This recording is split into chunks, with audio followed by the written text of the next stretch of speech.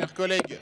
oui, vous avez sûrement raison, ce système n'est pas parfaitement universel.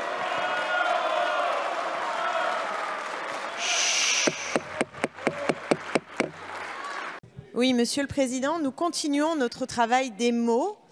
mais j'avoue que dans ce projet de loi, vous avez dépassé à peu près toutes les bornes. Donc c'est pourquoi votre chapitre premier qui s'intitule « Un système universel commun à tous les salariés », nous proposons de le rebaptiser en un système créant un régime de retraite par assuré, système souffrant lui-même de nombreuses exceptions, ce qui est tout à fait la réalité pour une loi pas parfaitement préparée, avec des mots pas parfaitement à leur place, une universalité qui n'est pas parfaitement universelle, une réforme juste qui n'est pas parfaitement juste, une réforme lisible qui n'est pas parfaitement lisible, une liberté de choix qui n'est pas parfaitement libre, un calcul du point qui n'est pas parfaitement calculé. Mais par contre, ce qui est parfaitement clair, mes chers collègues, c'est que vous masquez avec vos mots la réalité de votre projet.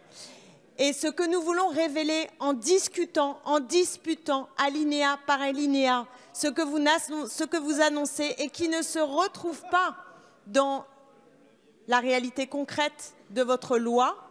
c'est pour éclairer les Français qui ont parfaitement compris que l'objectif, c'était la règle d'or, l'austérité budgétaire et derrière elle, l'idée qu'il va falloir travailler plus longtemps pour des pensions qui seront plus basses parce que l'effort collectif va être amoindri pour permettre aux retraités de vivre mieux et de travailler moins longtemps. C'est tout simplement la réalité. Quand vous parliez de solennité, ma chère collègue, je terminerai là-dessus, notre collègue parlait de solennité et de la qualité de nos débats. Je voudrais juste que chacune et chacun mesure l'état du pays, l'état de colère dans notre pays, qui ne résonne pas sur vos bancs, mais qui pétrit